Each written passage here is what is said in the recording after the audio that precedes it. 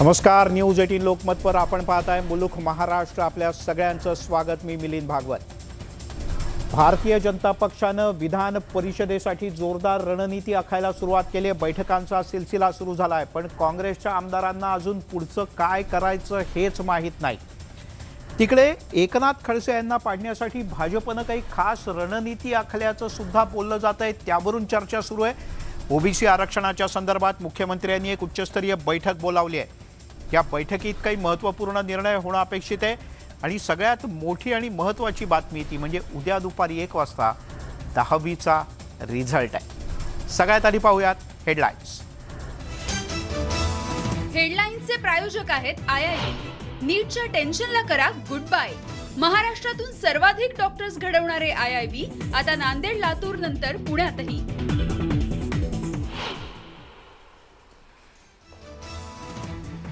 आगामी लोकसभा निवडणुकीच्या 46 जागा जिंकण्याचा भाजपचा प्लॅन. शिवसेनेच्या ताब्यात असलेल्या 16 मतदारसंघांवर भाजपचं विशेष लक्ष.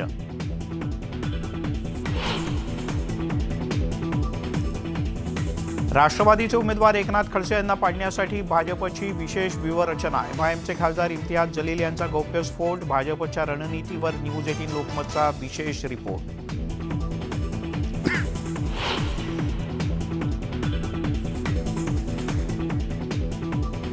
विधान परिषद निवडणूक तोंडावर, पक्षाकडून कोणताही संपर्क नाही. नागपूरचे काँग्रेसचे आमदार राजू पारवे यांचा दावा.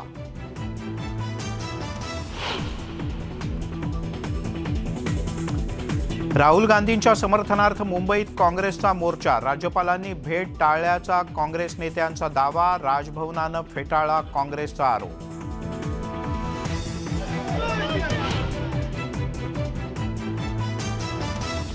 ओबीसी आरक्षणाच्या बद्दल वर्षा बंगल्यावर महत्त्वाची बैठक. काँग्रेस राष्ट्रवादीचे नेते उपस्थित. बांठिया आयोगावर चर्चा सुरू.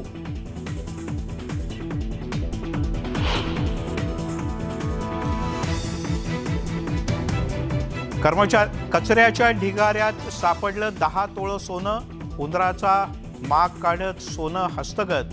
मुंबईतल्या दिंडोशी परिसरातला प्रकार.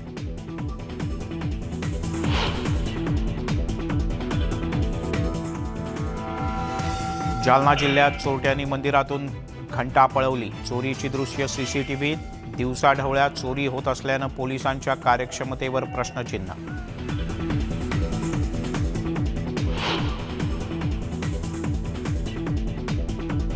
उद्या शालांत परीक्षेचा निकाल.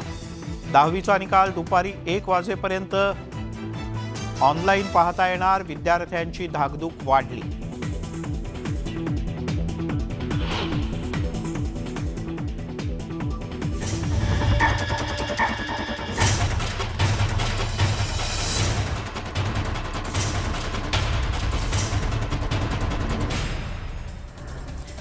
आणि आता बातम्या पाहूयात सविस्तर.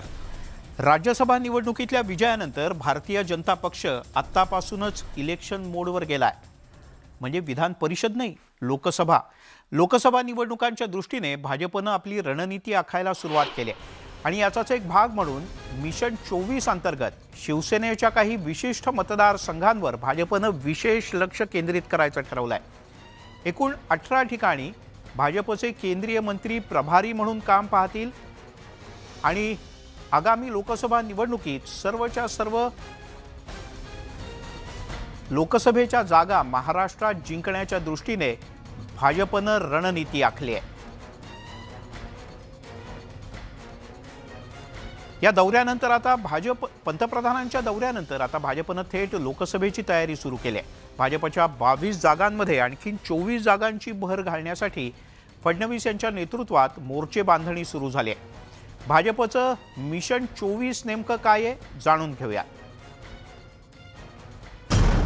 लोकसभेसाठी भाजपचं मिशन 24. 47 खासदार जिंकण्याची भाजपची रणनीती. शिवसेनेच्या मतदारसंघावर विशेष लक्ष. त्या 18 ठिकाणी केंद्रीय मंत्री प्रभारी. लोकसभा निवडणुकीत 2 वर्षांहून अधिकचा कालावधी शिल्लक असला तरी भाजपनं आत्तापासूनच लोकसभा निवडणुकीची तयारी सुरू केली आहे. महाराष्ट्रात सध्या 23 खासदार असलेल्या भाजपनं 2024 मध्ये 47 खासदार जिंकवण्याची रणनीती आखली आहे।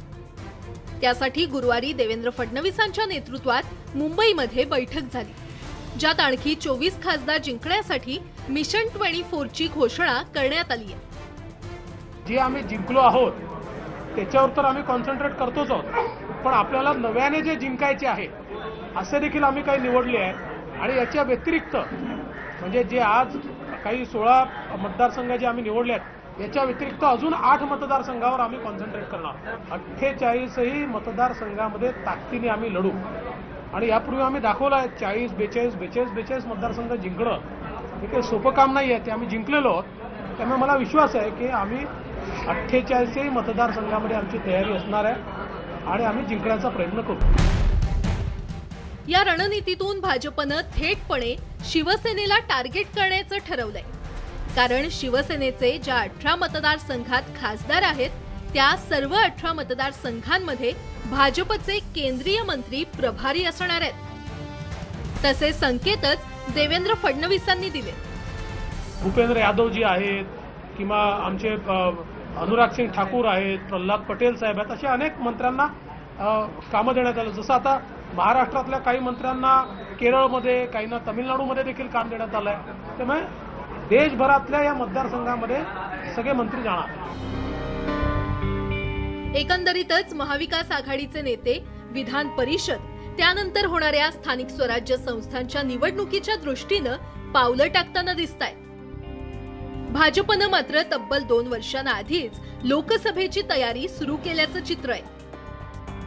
त्यामुळे भाजपची ही ॲडव्हान्स रणनीती शिवसेनेला कोंडीत पकडण्यात यशस्वी होते का, हे येत्या काळातच स्पष्ट होणार आहे। मुंबईहून तुषार उपनवारसह ब्युरो रिपोर्ट, न्यूज 18 लोकमत।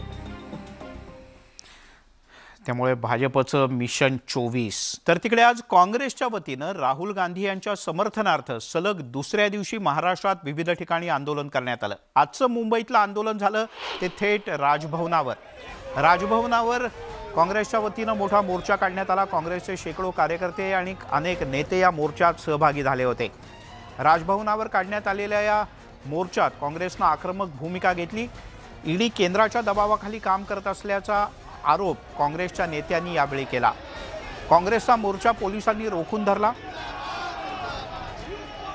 बराच वेळ आंदोलन आणि घोषणाबाजी झाल्यानंतर काँग्रेसच्या नेत्यांना आणि कार्यकर्त्यांना पोलिसांनी ताब्यात घेतलं।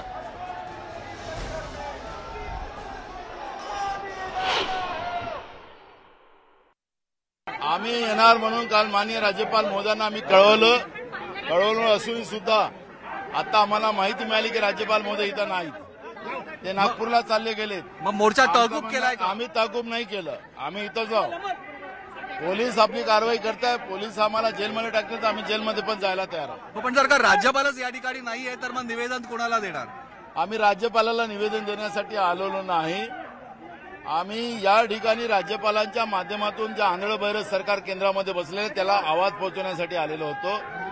आपण राज्यपालच इथं नाही, पण या माध्यमातून तुमच्या माध्यमातून तरी आंधळ्या बहिरा सरकारला, दिल्लीच्या हुकुमशाह सरकारला हा आवाज पोहोचावा जनतेचा, ही आमची भूमिका आहे। दरम्यान आपलं निवेदन स्वीकारण्यासाठी राज्यपाल राज्यभवनातच नव्हते असा आरोप काँग्रेसनं केलाय। यापूर्वी सुद्धा ज्या वेळेला आम्ही राज्यपालांना भेटण्यासाठी किंवा निवेदन देण्यासाठी गेलो तेव्हा राज्यपालांनी ते टाळल्याचाही काँग्रेसच्या नेत्यांचा आरोप होता। पण काँग्रेसच्या नेत्यांनी केलेला हा आरोप राजभवनानं मात्र फेटाळून लावलाय। काँग्रेसचे नेते बाळासाहेब थोरात यांनीही ही भेट रद्द केल्याचं राजभवनानं म्हटलंय। त्यामुळे काँग्रेसच्या दाव्यावरतीच प्रश्नचिन्ह निर्माण झालंय। या सगळ्या संदर्भात काँग्रेसचे प्रवक्ते अतुल लोंढे यांनी काय म्हटलंय पाहूया। राज्यपालांचं म्हणणं आहे की आम्ही त्यांना विनंती केली होती भेटण्यासाठी, पण हे आंदोलन होतं। हे आंदोलन ज्या पद्धतीची हुकुमशाही या देशावर लादल्या जात आहे, हे आंदोलन ज्या पद्धतीनं लोकतांत्रिक संस्थांचा गैरवापर, तपास यंत्रणांचा गैरवापर आणि विरोधी पक्ष आणि विरोध याला संपवण्याचा जो लोकशाहीमधला प्रयत्न आहे त्याच्या विरोधातला आहे। हे आंदोलन एकट्या राहुलजींसाठी आणि काँग्रेससाठी नाही आहे। आपण जगातला इतिहास बघितलेला आहे आणि त्या इतिहासामध्ये आपल्याला अनेकदा पहिले विरोधी पक्षापासून सुरू होऊन सामान्य माणसाच्या लोकशाही लोकतांत्रिक अधिकारांवर कशा पद्धतीनं गदा आणलेली आहे हे सुद्धा बघितलं आहे. त्याच्यासाठी हे आंदोलन आहे. त्यामुळे निवेदन देण्याचा प्रश्नच येत नाही. वळूयात पुढच्या एका महत्त्वाच्या राजकीय बातमीकडे. राष्ट्रवादी काँग्रेसनं विधान परिषदेच्या निवडणुकीत उतरवलेल्या एकनाथ खडसे यांना पाडण्यासाठी काही खास प्लॅन झाल्याचं समोर आलंय. एकनाथ खडसे यांना पाडण्याचा प्लॅन नेमका कुणी केला याची चर्चा सुरू आहे. प्रसाद लाड विरुद्ध राष्ट्रवादी असा हा सामना राजकीय वर्तुळात चर्चेचा विषय बनला आहे. तो इम्तियाज जलील यांनी केलेल्या एका दाव्यामुळे. आणि जर का एकनाथ खडसे या निवडणुकीत जिंकू शकले नाहीत तर त्यांचं संभाव्य मंत्रिपद सुद्धा धोक्यात येऊ शकतं. विधान परिषद निवडणुकीपूर्वी सर्वच राजकीय पक्षांनी रणनीती आखली. भाजपच्या 5व्या उमेदवारामुळे विधान परिषदेत चुरस निर्माण झाले.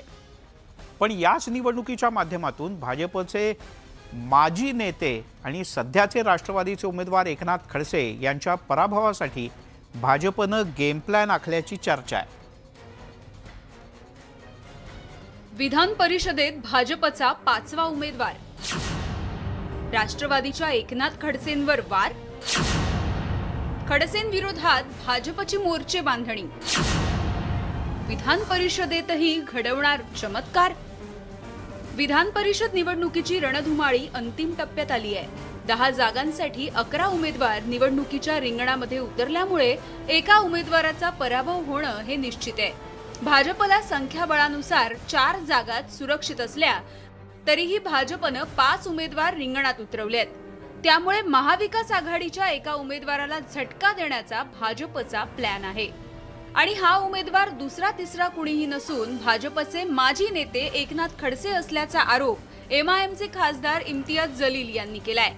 काय आहे की मला जे कळालेलं आहे की जे NCPने जे उमेदवार दिलेले आहे एकनाथ खडसे साहेब, त्यांना पराभव करण्यासाठी भारतीय जनता पार्टी पूर्ण ताकद लावणार आहे. आणि भारतीय जनता पार्टीने जे एक ॲडिशनल कॅन्डिडेट दिलेला आहे ते फक्त पैशाच्या जोरावर दिलेला आहे. त्यांनाही माहीत आहे हे गुप्त मतदान असल्यामुळे आपण कोणालाही पैशाच्या जोरावर विकत घेऊ शकतो. विधान परिषद निवडणुकीत शिवसेनेकडून सचिन अहिर आणि आमशा पाडवी निवडणूक लढतायत, तर काँग्रेसकडून भाई जगताप आणि चंद्रकांत हंडोरेंना उमेदवारी मिळाली आहे. राष्ट्रवादीकडून रामराजे निंबाळकर आणि एकनाथ खडसे मैदानात आहेत, तर भाजपनं प्रवीण दरेकर, श्रीकांत भारतीय, राम शिंदे, उमा खापरे आणि प्रसाद लाड असे 5 उमेदवार आखाड्यात उतरवले आहेत. भाजपचा 5वा उमेदवार निवडायचा झाल्यास भाजपला 135 मतं गोळा करावी लागतील. राज्यसभा निवडणुकीत भाजपनं महाविकास आघाडीच्या गोटातील जवळपास 6 मतं फोडली होती. त्यामुळे या निवडणुकीतही अशीच तोडफोड करण्याचा भाजप प्रयत्न करत असणार हे निश्चितच आहे. भाजपचे नेते सुद्धा विजय आमचाच आहे असं म्हणत संकेत देत आहेत. इम्तियाज जलील हे काय म्हणाले या संदर्भात मला काहीच बोलायचं नाही, कारण ते पुरते उघडे पडले आहेत. हे अतिशय स्पष्ट झालेलं आहे आणि म्हणून आपल्या ए टीमला मदत होणारी वक्तव्य ते करतात. भारतीय जनता पार्टी कुठल्याही व्यक्तीला टार्गेट करून ही निवडणूक लढत नाहीये. भारतीय जनता पार्टी आपला उमेदवार निवडून आणण्याकरता ही निवडणूक लढते. भाजपच्या रणनीतीची स्वतः एकनाथ खडसेंना सुद्धा कल्पना आहे. त्यामुळे त्यांनी 3 दिवसांपूर्वीच गाफील न राहण्याचा सल्ला महाविकास आघाडीला दिलाय. राज्यसभेच्या निवडणुकीचा अनुभव लक्षात घेता अधिक काळजीपूर्वक या विधान परिषदेच्या निवडणुकीकडे पाहतो आहोत. कुठल्याही प्रकारचा दगाफटका न होता ही निवडणूक जिंकायची आणि या दृष्टीनं सर्व मिळून प्रयत्न करायचे अशी भूमिका पक्षाने घेतलेली आहे. एकंदरीतच राज्यसभा निवडणुकीत भाजपनं शिवसेनेच्या संजय पवारांचा पराभव करत भाजपवर निशाणा साधणाऱ्या शिवसेना नेते संजय राऊतांना जोरदार प्रत्युत्तर दिलं होतं. एकनाथ खडसेंनी तर महाराष्ट्र भाजपचा चेहरा असलेल्या देवेंद्र फडणवीसांवर थेट हल्ले केले आहेत. त्यामुळे विधान परिषदेत एकनाथ खडसेंचा पराभव करण्यात भाजप यशस्वी होतं की खडसे भाजपवर शिरजोर होत विधान परिषदेमध्ये पोहोचणार हे बघणं महत्त्वाचं ठरणार आहे. सिद्धार्थ गोदामसह bureau report, news 18 Lokmat, Aurangabad. पण हा गेम प्लॅन नेमका काय आहे आणि हा एकनाथ खडसे यांच्याकरता असेल तर भाजपनं रणनीती नेमकी काय केलेली आहे ते आपण ग्राफिक्सच्या माध्यमातून पाहूयात. भाजपचा प्लॅन असा आहे की सामना प्रसाद लाड आणि भाई जगताप यांच्यात होणार नाही, अशा प्रकारची रणनीती पडद्यामागून खेळली जाते. सामना जो आहे तो प्रसाद लाड विरुद्ध राष्ट्रवादी काँग्रेस, अर्थात राष्ट्रवादी काँग्रेस म्हणजे कोण तर दुसरं तिसरं कोणी नाही, एकनाथ खडसे. कारण रामराजे नाईक निंबाळकर यांच्याशी भाजपचं पूर्वीही वैर नव्हतं आणि आताही नाही. भाजप राष्ट्रवादीची मतं फोडण्याचा प्रयत्न करणार, कारण फक्त अपक्षांची मतं मिळवून भाजपचं काम होणार नाही. म्हणजे भाजपला केवळ स्वतःचा उमेदवार निवडून आणायचा नाहीये, तर भाजपला एक दुसरा उमेदवार पाडायचा आहे आणि तो पाडण्यासाठी अपक्षांच्या सोबतच राष्ट्रवादी काँग्रेसची मतं फोडणं हा सुद्धा एक महत्त्वाचा भाग आहे. त्यामुळे खडसेंना दगाफटका झाल्यास राजकीय कारकिर्दीवरतीच त्यांच्या प्रश्नचिन्ह निर्माण होईल. खडशांचा पराभव हा भाजपच्या करता केव्हाही फायद्याचा असेल, पण खडशांचा पराभव हा त्यांच्या स्वतःच्या कारकिर्दीला मात्र पुढे काय होणार याबद्दल एक भलं मोठं प्रश्नचिन्ह निर्माण करणारा असेल. त्यामुळे खडसेंचं संभाव्य मंत्रिपद तर धोक्यात येईलच, पण एकूण त्यांची पुढची राजकीय कारकीर्द कशी असेल ते या विधान परिषदेतल्या निवडणूक निकालावरती अवलंबून आहे. वळूयात पुढच्या एका महत्त्वाच्या बातमीकडे. ती बातमी आहे अर्थातच अपक्षांच्या संदर्भातली. मंडळी, याच विधान परिषदेच्या निवडणुकीत राज्यसभेप्रमाणे अपक्ष कोणाकडे राहणार? 10 पेक्षा जास्त अपक्षांना आपल्याकडे वळवण्यात भाजपला त्यावेळेला यश मिळालं होतं, पण संजय राऊत यांच्या वक्तव्यांनी त्यावेळेला गणित बिघडवलं. यावेळेला नेमकं काय होणार माहीत नाही. निवडणुकीच्या तोंडावर अपक्ष महाविकास आघाडीवर रुसले. महाविकास आघाडी समर्थकांच्या संपर्कात भाजप. अपक्षांना सोबत ठेवण्याचं महाविकास आघाडी समोर आव्हान. हा काही अपेक्षित मतं होती अपक्षांची, ती नसतील मिळाली, पण आमची मतं फुटली नाही. संजय राऊत यांच्या या वक्तव्यामुळे विधान परिषद निवडणूक महाविकास आघाडीसाठी सोपी राहिलेली नाही. राज्यसभा निवडणुकीतल्या पराभवानंतर संजय राऊत यांनी केलेल्या टीकेमुळे सरकार समर्थक अपक्ष दुखावलेत. काही अपक्ष आमदार खासगीमध्ये सुद्धा नाराजी बोलून दाखवू लागलेत. सत्ताधारी बोलत असतील तर मतदानाच्या बद्दल वेगळा विचार करायला हरकत नाही असंही अपक्षांना वाटू लागलंय. या अपक्षांचं दुखावणं भाजपच्या पथ्यावर पडल्याची परिस्थिती निर्माण झाली आहे. नाराज आमदार भाजपच्या संपर्कात असल्याची माहिती सुद्धा समोर आली आहे आणि भाजप नेत्यांनी काही सूचक विधानं केली आहेत. आमदार विकाऊ वस्तू आहे, कुठल्या आमदारांनी विरोधात त्या ठिकाणी मतदान केलं, मला वाटतं आचारसंहितेचा भंग आहेच, परंतु आपल्याला मदत करणाऱ्यांच्या विषयी अशा प्रकारचं बोलून त्यांचा जनतेच्या मनातला विश्वास कमी करणं, त्यांची त्या ठिकाणी नाचक्की करणं, हे संजय राऊत त्या ठिकाणी त्यांच्या महाविकास आघाडीला किंमत मोजावी लागेल. एक एक मत महत्त्वाचं झालेलं असताना महाविकास आघाडीला अपक्षांची नाराजी परवडणारी नाही. अपक्षांच्या या नाराजीचा स्फोट विधान परिषद निवडणुकीत होण्याची शक्यता नाकारता येत नाही. राज्यसभा निवडणुकीमध्ये ओपन मतदान असताना देखील या अपक्ष आमदारांनी आम्हाला मतदान केलं, मात्र विधान परिषद निवडणुकीमध्ये मात्र गुपित मतदान असणार आहे.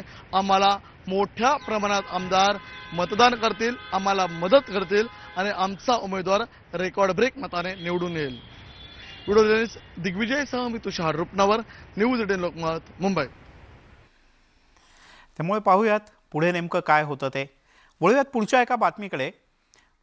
देहूमध्ये झालेल्या कार्यक्रमात पंतप्रधान नरेंद्र मोदी यांच्या आधी आणि देवेंद्र फडणवीस यांच्या नंतर राज्याचे उपमुख्यमंत्री आणि पुणे जिल्ह्याचे पालकमंत्री अजित पवार यांना बोलू देण्यात आलं नाही आणि हाच वाद अजूनही रंगताना दिसतोय. त्याचबरोबर आज देवेंद्र फडणवीस यांनी प्रतिक्रिया दिली. अजितदादा आणि पंतप्रधान नरेंद्र मोदी यांचं मनमोकळं नातं आहे, ते काही जणांना बघवत नाही असं म्हणत फडणवीसांनी राष्ट्रवादीला चिमटा काढलाय. तर काही जण जाणीवपूर्वक कार्यक्रमाला गालबोट लावण्याचा प्रयत्न करत असतात असंही फडणवीस म्हणाले. अजितदादा आणि पंतप्रधान हे इतक्या चांगल्या मनमोकळ्यापणे बोलत होते. पंतप्रधानांनी अजितदादांची विचारपूस केली. एवढंच नाही तर अजितदादांचं नाव नाही असं लक्षात आल्यावर पंतप्रधानांनी स्वतः अरे अजितजी नाही बोलेंगे, अजितजी आप बोलिये असं म्हटलं. त्यानंतर अजितदादांनी सांगितलं की नाही आपणच बोला. हे सगळं काही लोकांना पाहवत नाहीये आणि त्यामुळे इतका चांगला कार्यक्रम झाल्यानंतर जाणीवपूर्वक अशा प्रकारे त्याला गालबोट लावण्याचा प्रयत्न होतोय.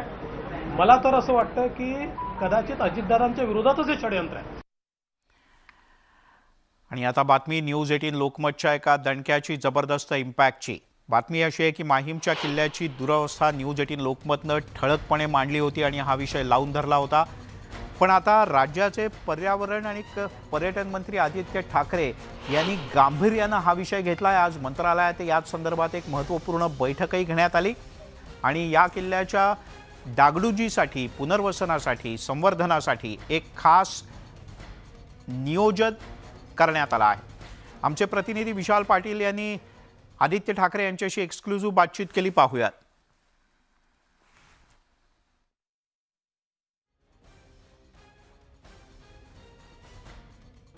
माहीम किल्ल्याचं संवर्धन करण्यात येणार आहे. काही दिवसापूर्वी न्यूज 18 लोकमतनं संपूर्ण माहीम किल्ल्याची अवस्था जी आहे ही दाखवली होती आणि आपल्यासोबत आता पर्यावरण मंत्री आदित्य ठाकरे जे आहेत. खरं तर तुम्ही हा सगळा पुढाकार घेतलेला आहात. काही दिवसांपूर्वी न्यूज 18 लोकमतनं त्या ठिकाणची काय परिस्थिती आहे हे दाखवलं होतं. कशा पद्धतीनं आता हे काम असणार आहे?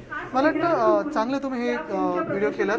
मी ॲक्च्युली थोडं मिस केलं ते, पण गेल्या 1-1.5 वर्षापासून आपण बघत असाल की माहीम बीच जे एकदमच वाईट परिस्थितीत होतं ते पूर्णपणे आपण सँडी बीच म्हणून रेती बंदर जे होतं ते रेती परत आणली तिथे. आधी सगळे बांबू पडलेले असायचे, अनेक कचऱ्याचे ढिगारे असायचे. आता तिथे रेतीचं एक चांगलं बीच झालेलं आहे. तिथे ओपन जिम केलेलं आहे आपण. मागच्या वर्षीपासून आम्ही थोडं प्लॅनिंग करत होतो की माहीम किल्ला तिथे मला वाटतं 267 वगैरे घरं आत आहेत. त्या इन्फॉर्मल होम, झोपड्या, घरं हे जे काही म्हणा त्या सगळ्यांची काल लॉटरी झाली. त्याच्यात आता पुढची पावलं अशी आहेत की आम्ही जे थोडं प्लॅनिंग करत होतो की कन्सल्टंट मग कॉन्झर्वेशन आर्किटेक्ट्स घेऊन त्याचं पहिले एक स्ट्रक्चरल ऑडिट करावं किल्ल्याचं आणि मग माहीमचा किल्ला आहे, वरळीच्या किल्ल्याचं काम सुरू झालेलं आहे आणि बँड्रा फोर्ट हे तिन्ही किल्ले हे मुंबईच्या ह्या किनाऱ्यासाठी खूप महत्त्वाचे आहेत. टुरिस्टचं अट्रॅक्शन होऊ शकतं. तसंच आर्किओलॉजीच्या दृष्टिकोनातून खूप महत्त्वाचं आहे कारण ह्याच्या खालती अजून काही लपलेलं आहे का, दडलेलं आहे का, ह्याच्यात लीडर टेक्नॉलॉजी वगैरे वापरून थोडा अभ्यास करून त्याचा आपण पुढे रेस्टोरेशन करू. पुरातत्व विभागाशी आम्ही ज्यावेळेला संपर्क साधला होता त्यावेळेला तेजस गर्गेंनी असं म्हटलं होतं की या किल्ल्यामध्ये अनेक गोष्टी सापडल्या जातील, मात्र उत्खनन करावं लागेल. आणि यात सगळ्यात महत्त्वाचं म्हणजे 293 झोपडपट्ट्या त्या ठिकाणी आहेत. ह्या लोकांना कोणत्या ठिकाणी घरं देण्यात येणार आहेत त्याच परिसरात काल लॉटरी झाली त्याची.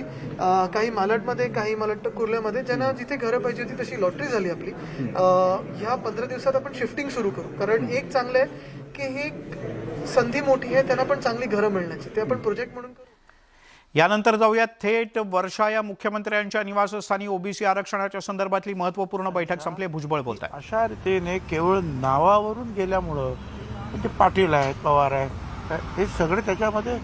आता मुंबईमध्ये सुद्धा आगरी समाजाचंच कितीतरी पाटील आहेत, कुणबी आहेत कितीतरी. तर याचा सगळा विचार करावा. तर त्यांनी सांगितलं की होय आमच्या ते लक्षात आहे आणि त्याप्रमाणे आम्ही करतो.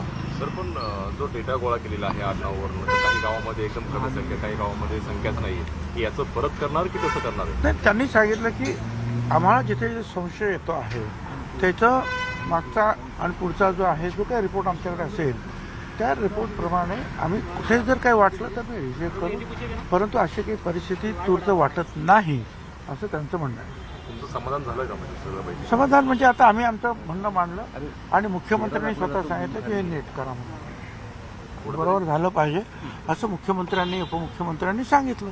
आम्ही सगळ्यांनी सांगितलं की असं असं बाहेर चर्चा आहे, माहिती येते आहे की हे होता कामा नये. तर त्यांनी त्याप्रमाणे सांगितलं की म्हणतात त्याच्यावर लक्ष देतात. त्यांनी सांगितलं आमचं काम सुरू आहे आणि आमचं पूर्ण लक्ष आहे. सर्वेक्षण पुन्हा कमी करायची किंवा कमी दाखवायचं असा काही प्रयत्न होता का? त्यांनी सांगितलं आमचं कामच पूर्ण झालेलं नाही, आताशी रिपोर्ट येत आहेत आणि कुठे अन्याय होणार नाही याची आम्ही काळजी निश्चितपणे घेतो. मात्र अशा प्रकारे आडनावावरून जर असेल तर परत टिकेल असं वाटतं का अशा प्रकारचं सर्वेक्षण? नाही, असं आहे त्यांनी काय केवळ आडनाव, ते म्हणतात आम्ही काय अनेक ठिकाणी जे आहेत आमचे लोक प्रत्यक्ष गेलेले सुद्धा आहेत असं त्यांचं म्हणणं आहे. आणि मध्य प्रदेशमध्ये सुद्धा तीच पद्धतीने त्यांनी केलेलं आहे. मध्य प्रदेशमध्ये आरक्षण ते टिकलेलं आहे म्हणून आम्ही सुद्धा मध्य प्रदेशच्या धर्तीवर जावं, नाही तर मग जनगणना करावी लागेल. आता जनगणना करायचा हा दुसरा पार्ट आहे पुढचा. आज आपल्याला घाई आहे की ह्या निवडणुका जवळ आलेल्या आहेत आणि त्याच्यामध्ये आपल्याला आरक्षण मिळावं ही आपल्याला घाई आहे. जनगणना करायचं म्हटलं तर वर्ष 2 वर्षाचा तो कार्यक्रम आहे आणि त्याच्यात मग खरी लोकसंख्या बाहेर येईलच. परंतु तोपर्यंत जे आहे, जे मध्य प्रदेशने जे आहे जे तात्पुरत्या स्वरूपामध्ये जो काही सर्वे काय केलेला आहे त्या धर्तीवर आपण सुद्धा सर्वे करतो आहोत असं त्यांनी सांगितलं. मुझे साहब हिंदी में जानना चाहेंगे, आज मीटिंग हुई थी ओबीसी को लेके, किन किन मुद्दों पे चर्चा हुई है? बाकायदा लीडर ऑफ अपोजिशन फडणवीस जी ने भी इशू रेज किया था कि कुछ पॉपुलेशन है जो ओबीसी की वो छूट रही है. उन्होंने कहा है, हमने कहा कि देखिए कि सिर्फ जो है नाम के ऊपर सॉफ्टवेयर में जाके नाम के ऊपर से जो है ये आप नंबर मत निकालो, आप वहाँ जाकर जो है अपने जो लोग होंगे रेवेन्यू की जो यंत्रणा वो जाकर जो गांव में ढूंढे, क्योंकि एक ही सरनेम जो है अनेक ओबीसी में आता है, मराठा में आता है और दलितों में भी आता है. जैसे गायकवाड़ सब जगह आता है, जाधव सब जगह आता है नाम, तो पाटिल वो भी सब जगह आता है. तो इस पर से ना जाए और ऐसे जहाँ जहाँ सवाल है वहाँ प्रत्यक्ष रूप से जो है हमारे महसूल यंत्रणा जो है, रेवेन्यू यंत्रणा, वो काम करे और सही जो आंकड़ा ओबीसी का आना चाहिए, उसमें गलती नहीं होनी चाहिए. और जो मध्य प्रदेश के धरती पर यहाँ भी होना चाहिए और प्रत्यक्ष रूप से जो है. और उन्होंने कहा हमारा काम पूरा नहीं हुआ है, हमारा काम तो जारी है. जहाँ जहाँ हमें कुछ लगता है कि क्या कुछ गलतियाँ हैं, हम जो है उसको वापस जो है उनको पूछते हैं भाई क्या किया आपने. तो उन्होंने कहा कि डरने की कोई बात नहीं है, हम ठीक ढंग से काम कर रहे हैं. पर सर जहाँ जहाँ अभी तक हो गया है, पॉपुलेशन काउंट किया गया है, क्या फिर से वहाँ पे जाके? त्यामुळे ही बैठक संपली आणि अधिक काटेकोरपणे या सगळ्या गणनेचं नियोजन करायचं आणि नेमकेप्रमाणे आकडेवारी काढायची असा. आणि बुलेटिनच्या सुरुवातीला एक मोठी बातमी हाती येते. अंधेरी पूर्व विधानसभा मतदारसंघाच्या पोटनिवडणुकीसाठी जिथे भाजपनं आपला उमेदवार जाहीर केला आहे, शिवसेनेचे आमदार रमेश लटके यांच्या निधनानंतर इथे पोटनिवडणूक होते आणि भाजपनं मुरजी पटेल यांना उमेदवारी देण्याचं जवळपास निश्चित केल्याचं कळतं. तुषार उपनवर आपले प्रतिनिधी आपल्यासोबत आहेत. तुषार, आपण जर पाहिलं असेल तर अंधेरी मतदारसंघामध्ये शिवसेना आमदार रमेश लटके यांच्या निधनानंतर जागा ही रिक्त झाली होती.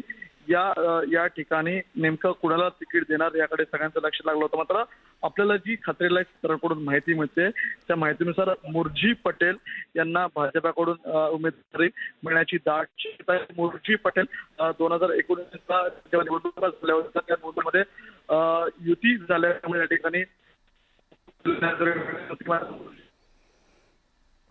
तुषार, तुझा आवाज नीट येत नाहीये, पण भाजपच्या वतीनं मुरजी पटेल यांना उमेदवारी दिली जाऊ शकते. ते युती झाली नसती जर का त्यावेळेला शिवसेना भाजप स्वतंत्र लढली असती तर मुरजी पटेल हेच भाजपच्या वतीनं उमेदवारी अंधेरी पूर्व विधानसभा मतदारसंघात होते आणि यावेळेला त्यांनाच उमेदवारी देण्याचं जवळपास निश्चित झाल्याचं कळतं. अर्थात याला अद्याप अधिकृत दुजोरा मिळालेला नाही, पण पुढच्या काही वेळात याची औपचारिक घोषणा होऊ शकते.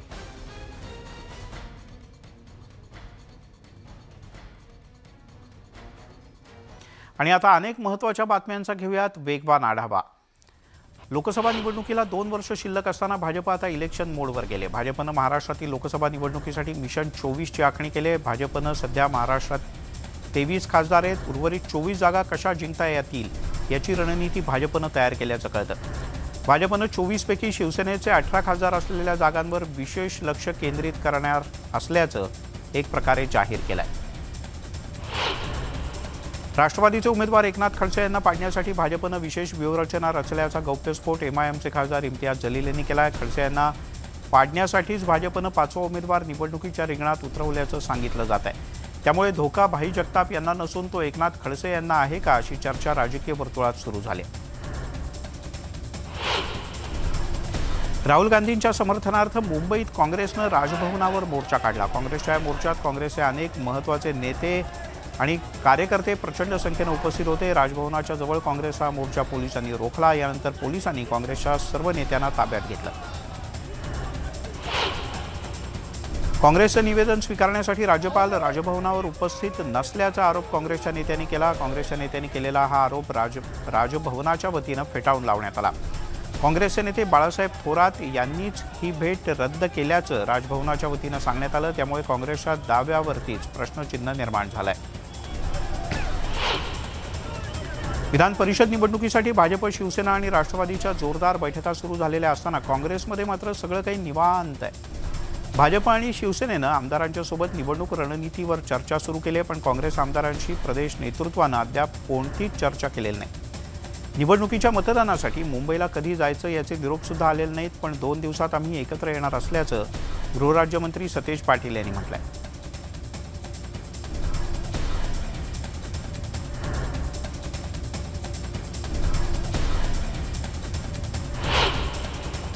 दोन दिवसांपूर्वी देहूमध्ये शिळा मंदिराचा लोकार्पण सोहळा पंतप्रधान नरेंद्र मोदी यांच्या उपस्थितीत पार पडला होता। त्यावेळेला अजितदादांना बोलू न दिल्यानं वाद रंगला होता। यावरून आज देवेंद्र फडणवीस यांनी प्रतिक्रिया दिल्या। अजितदादा आणि मोदींचं मनमोकळं नातं हे काही जणांना बघवत नाही असं देवेंद्र फडणवीस यांनी म्हटलंय। काही जण या कार्यक्रमाला जाणीवपूर्वक गालबोट लावण्याचा प्रयत्न करत असल्याचंही फडणवीस म्हणाले। देहूमधील कार्यक्रमाच्या बद्दल काहीच बोलायचं नाही। हा कार्यक्रम होऊन बरेच दिवस झाले। पंतप्रधान दिल्लीत पोहोचले। देहूत अतिशय चांगला कार्यक्रम झाला असं अजित पवार यांनी बारामतीत बोलताना म्हटलंय। निवडणुकीत जो जिंकतो त्याच्याकडे कौशल्य असतं। विधान परिषद निवडणुकीनंतर कळेल कोणाकडे कौशल्य आहे ते। महाविकास आघाडीच्या आमदारांना एकत्र केलं जात आहे। अपक्ष आमदारांशी संपर्क साधण्यात येत असल्याचं अजित पवार यांनी नमूद केलं। पंतप्रधान नरेंद्र मोदी यांच्या नेतृत्वात केंद्र सरकारला 8 वर्ष पूर्ण झाले। त्या निमित्तानं आयोजित बाईक रॅलीमध्ये केंद्रीय मंत्री रावसाहेब दानवे सहभागी झाले। यावेळेला ते रॅलीच्या सगळ्यात पुढे बुलेट चालवताना दिसले। उद्या दुपारी 1 वाजता 10वीचा ऑनलाईन पद्धतीनं निकाल जाहीर होणार आहे। यंदा ऑफलाईन परीक्षा घेण्यात आल्या, त्यात या परीक्षांना थोडासा उशीर झाला होता। त्यामुळे यंदा बोर्डाचा निकाल उशिरा लागेल अशी शक्यता होती। मात्र 12वीच्या पाठोपाठ लगेचच आता 10वीचा सुद्धा निकाल वेळेत लागतोय। गेल्या आठवड्यातच 12वीचा निकाल जाहीर झाला होता। वातानुकूलित शिवशाही बसला भर पावसातच गळती लागल्याचा प्रकार समोर आलाय। दापोली, खेड, रत्नागिरी या बसमधली ही अवस्था कॅमेऱ्यातही कैद झाली आहे। अधिकचे पैसे मोजून वातानुकूलित बसमधून सुसह्य प्रवासाचं स्वप्न पाहणाऱ्या प्रवाशांना गळक्या बसमधून प्रवास करण्याचा मनस्ताप सहन करावा लागतोय। सोलापुरात नुपूर शर्माच्या समर्थनार्थ स्टेटस ठेवल्यामुळे तरुणाला जमावाकडून बेदम मारहाण करण्यात आली। सोलापुरातली ही घटना आहे। हिंदू मित्राला मुस्लिम मित्रांच्याकडून जमावासह मारहाण करण्यात आली। मारहाणीची सगळी घटना सीसीटीव्हीत कैद झाली। नरेंद्र श्रीराम असं मारहाण झालेल्या तरुणाचं नाव आहे। मारहाण करणाऱ्यांच्या विरोधात पोलिसात गुन्हा दाखल करण्यात आला। महिला आयोगाच्या अध्यक्ष रुपाली चाकणकर यांच्या विरोधात फेसबुकवर पोस्ट करणाऱ्या व्यक्तीच्या विरोधात गुन्हा दाखल करण्यात आला। सोलापुरातील बार्शी पोलीस स्थानकात युवराज ढगे यांच्या विरोधात हा गुन्हा दाखल झाला आहे। काँग्रेसचे भाई जगताप आणि भाजपच्या मनीषा चौधरी यांच्या पाठोपाठ आता राष्ट्रवादीचे नेते रामराजे निंबाळकर यांनी बहुजन विकास आघाडीचे सर्वेसर्वा हितेंद्र ठाकूर यांची भेट घेतली। विरारमधील विवा कॉलेजमध्ये रामराजे निंबाळकर आणि हितेंद्र ठाकूर यांच्यात बराच वेळ चर्चा झाल्याचं कळतं। विधान परिषदेच्या आगामी निवडणुकीबद्दल या दोन्ही नेत्यांमध्ये चर्चा झाल्याचं कळतं। सिडकोने भूखंडाच्या मूळ दरात 15% वाढ करण्याचा निर्णय घेतला। कोरोनाच्या काळात म्हणजे गेल्या 2 वर्षात सिडकोनं भूखंडाच्या दरात वाढ केलेली नव्हती। नवे दर 1 एप्रिल 2022 पासून लागू असणार आहे। नागपूर, यवतमाळ, तुळजापूर या राज्य महामार्गावर 35,294 झाडं लावण्यात आली होती। मात्र आता ही झाडं कुठेही दिसून येत नाहीत। त्यामुळे यवतमाळच्या एका सामाजिक कार्यकर्त्यानं झाडं चोरीला गेल्याची तक्रार अवधूतवाडी पोलीस स्थानकात दाखल केली। यामुळे खळबळ उडाली असून एकच आश्चर्य व्यक्त केलं जात आहे। परभणी नगर महापालिकेनं दुकानदार आणि व्यापारी प्रतिष्ठानांना दुकानाचे बोर्ड मराठीत लावण्याचे आदेश दिलेत। दुकानांची नावं मराठीत नसणाऱ्यांवर दंडात्मक कारवाई करण्यात येणार आहे। नागपूरमध्ये कोरोनाच्या B5 व्हेरियंटचे 2 रुग्ण सापडले, त्यामुळे प्रशासनाची चिंता वाढली आहे। तर नागपुरात कोरोनाच्या दैनंदिन रुग्णांच्या संख्येत सुद्धा वाढ झाली आहे। सलग 4 दिवस मालेगाव, मनमाडसह नाशिकच्या ग्रामीण भागात पावसानं दमदार हजेरी लावली। त्यामुळे शेतकऱ्यांच्या आशा पल्लवित झाल्या। बळीराजा शेतीची मशागत करून पेरणीसाठी सज्ज झालाय. काही शेतकऱ्यांनी तर मक्याची पेरणी करायला सुरुवात देखील केली. नांदेड जिल्ह्यात पावसानं दमदार हजेरी लावली. या पावसामुळे जमिनीत पेरणीसाठी योग्य ओलावा निर्माण होईल अशी आशा शेतकरी व्यक्त करतायत. असाच पाऊस कायम राहिला तर पेरण्या अतिशय सुकर होतील आणि उत्तम पीक येईल असा विश्वास शेतकऱ्यांना आहे. भिवंडी परिसरात अचानक दुपारी पावसानं दमदार हजेरी लावली. यामुळे बाजारपेठेत खरेदीसाठी आलेल्या नागरिकांची तारांबळ उडाली. या पावसानं भाताची पेरणी केलेल्या शेतकऱ्यांना मोठा दिलासा मिळणार आहे. मनमाड सटाणा देवळा हा मुख्य मार्ग खड्डेमय झाला. या मार्गाची अक्षरशः चाळणी झाली आहे. रस्त्यावर खड्ड्यांमुळे अपघाताची भीती वाढली. खड्डे चुकवण्याच्या नादात अनेकदा अपघात होत असल्याचंही समोर आलंय. त्यामुळे रस्ता दुरुस्त करण्याची मागणी स्थानिक करत आहे. अमरावतीच्या मेळघाटमधील खडीमुळे गावातील पाणी टंचाईचं भीषण वास्तव न्यूज 18 लोकमतनं समोर आणलं होतं. या बातमीची अमरावतीच्या जिल्हाधिकाऱ्यांनी दखल घेतली. जिल्हाधिकारी नवनीत कौर यांनी गावामध्ये जाऊन पाणीपुरवठा योजनेचा आढावा घेतला. तब्बल 12 टँकरनी सध्या इथे पाणी पुरवठा केला जातोय. बीड परळी महामार्गावर भरधाव कारनं दुचाकीला धडक दिली. यात दुचाकीस्वार जागीच ठार झालाय. अपघात एवढा भीषण होता की दुचाकीचा अक्षरशः चेंदामेंदा झाला. भरधाव कार ही अवैध गुटखा वाहतूक करणारी असल्याचं गावकऱ्यांचं म्हणणं आहे. कार चालकावर कठोर कारवाईची मागणी ग्रामस्थांनी केली आहे. ग्रामस्थांनी काही काळ इथे रास्ता रोको आंदोलनही केलं. जालन्यातील भोकरदनमधील पिंपरी फाटा इथे गणपती मंदिरात दिवसाढवळ्या चोरीची घटना झाली. चोरट्यांनी तांब्याची घंटा चोरून नेली आहे. ही घटना सीसीटीव्हीत कैद झाली. चंद्रपूर महाऔष्णिक वीज केंद्रामध्ये आता सौर ऊर्जा निर्मितीचा विक्रम होणार आहे. चंद्रपूर, विदर्भ आणि राज्यासाठी हा प्रकल्प घातक प्रदूषण करत असल्याचे आरोप वीज केंद्रावर सातत्यानं केले जात आहेत. यावर उत्तर देण्यासाठी राज्याच्या ऊर्जा विभागानं विस्तीर्ण इरई धरणाच्या पाण्यावर तरंगता सौर ऊर्जा प्रकल्प उभारण्याचा निर्णय घेतला. सिंधुदुर्ग जिल्ह्यातील मोर्ले गावात पुन्हा एकदा हत्तींचं दर्शन झालं. या गावात हत्तींचा धुमाकूळ अधूनमधून होत असतो. हत्तींचा दिवसाढवळ्या गावातला वावर वाढलाय. त्यामुळे ग्रामस्थांसह शेतकऱ्यांमध्ये भीतीचं वातावरण आहे. तस्कर, मादी आणि 3 पिल्लं असे एकूण 5 हत्ती या परिसरात धुमाकूळ घालताना दिसत आहेत. त्यामुळे ग्रामस्थांमध्ये भीतीचं वातावरण आहे. तिकडे देहूनगरीमध्ये वारीला सुरुवात झाली आहे. राज्याच्या कानाकोपऱ्यातून अनेक तरुण एकत्र येत या रणवारीला सुरुवात झाली. या रणवारीचा उद्देश म्हणजे भक्ती आणि शक्ती यांचा मिलाप करण्यासाठी आरोग्यदायी महाराष्ट्रासाठी रणवारी काढण्यात येते. श्री क्षेत्र देहूपासून हा प्रवास सुरू करत आळंदी येथे माऊलींचं दर्शन घेऊन ही वारी पंढरपूरकडे प्रयाण करते. सोलापूरच्या मध्यवर्ती भागात कारहुवनी यात्रेचा उत्साह पाहायला मिळाला. या यात्रेला महाराष्ट्रासह कर्नाटक आणि आंध्र प्रदेशातून हजारो भाविक गर्दी करत असतात. यावेळेला यात्रेमध्ये बैलगाड्यांचा थरार सुद्धा अनुभवायला मिळाला. विदर्भातील श्री संत गजानन महाराज यांच्या पालखी आणि पायी दिंडीची सुरुवात झाली आहे. मराठवाड्यात आगमन झालंय. रिमझिम पावसात मोठ्या संख्येनं भाविक यावेळेला पालखीचं दर्शन घेण्यासाठी उपस्थित होते.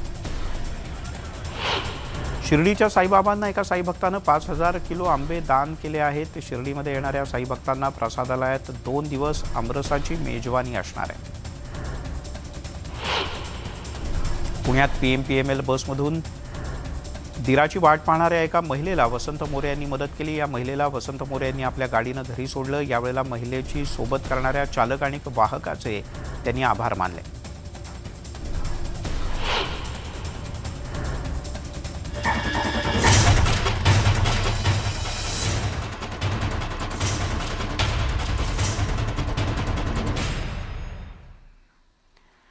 आणि आता एक मोठी आणि महत्त्वाची बातमी हाती येते. ती म्हणजे भाजपचे नेते आणि आत्ताच विधान परिषदेसाठी ज्यांनी उमेदवारी अर्ज भरला होता त्या सदाभाऊ खोत यांना उधारीसाठी अडवण्यात आलाय. सांगोला पंचायत समितीच्या आवारामध्ये हा सगळा प्रकार घडलाय. 2014च्या लोकसभेच्या दरम्यानची उधारी बाकी असल्याचं हॉटेल मालकानं सदाभाऊ खोत यांना सांगितलं आणि हॉटेल मालक आणि सदाभाऊ खोत यांच्यात काही काळ वादविवादही झाले.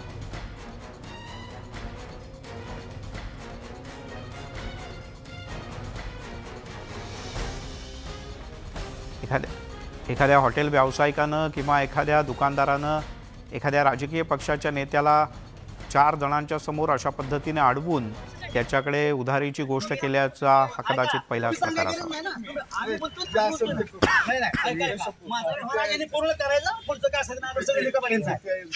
सागरला सगळा विषय माहिती शंभू विचारला काय नाही तुम्ही लोकेशन मध्ये आता माझ्या तालुक्याची माणसं मागत सोडू नका.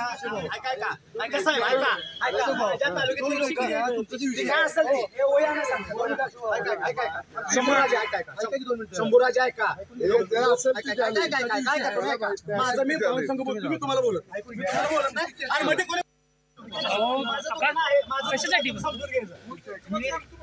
ऐका तुम्ही सांगायला गरज नाही ना आम्ही बोलतो नाही माझं पूर्ण करायचं पुढचं काय असेल सगळं लिखापर्यंत ह्याला सागरला सगळा विषय माहिती शंभू विचारला काय नाही तुम्ही लोकेशन मध्ये आता माझ्या तालुक्याची माणसं मागत सोडू नका.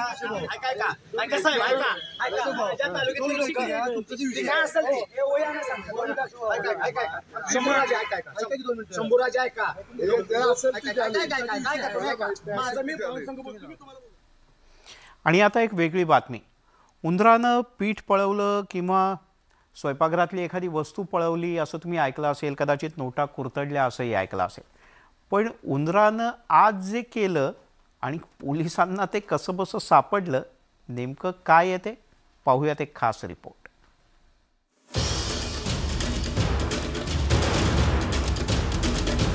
वडापाव सोबत दिले सोन्याचे दागिने.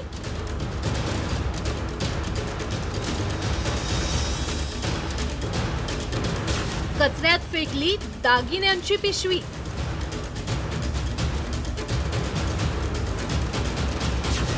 उंदरामुळे लागला 10 तोळे सोन्याचा शोध.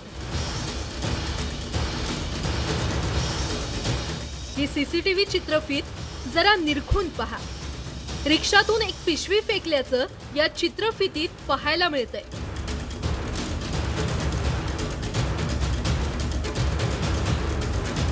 खरं तर अवघ्या काही सेकंदाची ही चित्रफीत आहे, पण याच चित्रफितीमुळे तब्बल 10 लाख रुपये किमतीचे सोन्याचे दागिने शोधण्यात पोलिसांना यश आले.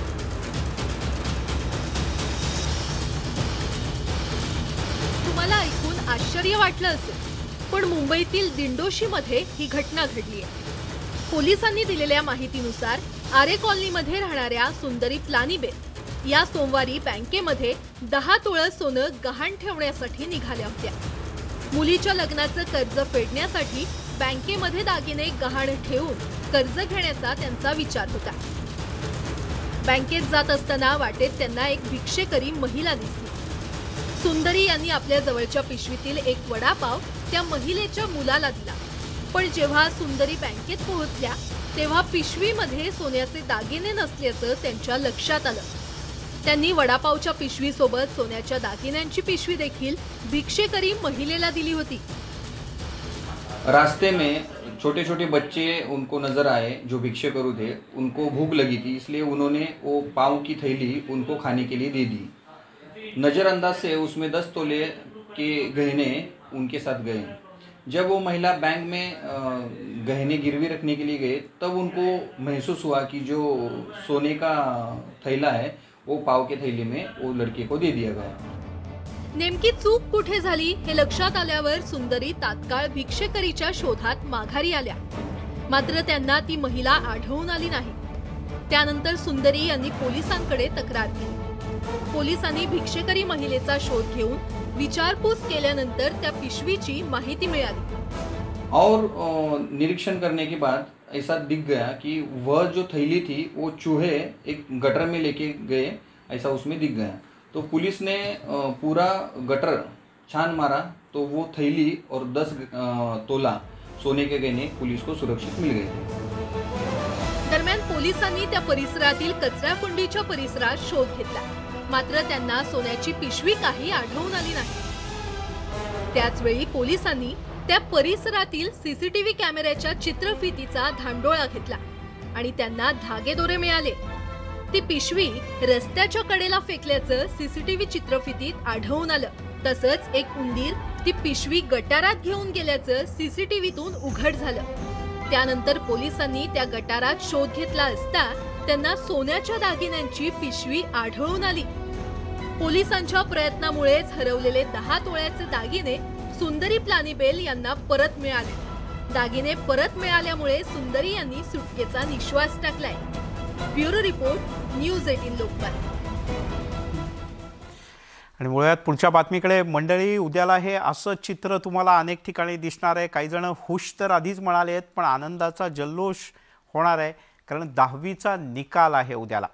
शालांत परीक्षेचा निकाल उद्याला 1 वाजता ऑनलाईन पद्धतीनं जाहीर होईल. 2 वर्षात नंतर पहिल्यांदाच ऑफलाईन पद्धतीनं पूर्ण परीक्षा झाल्या. ऑफलाईन परीक्षा असल्यामुळे आणि मध्येच काही पेपर पुढे ढकलण्यात आल्यामुळे परीक्षा विलंबानं संपल्या.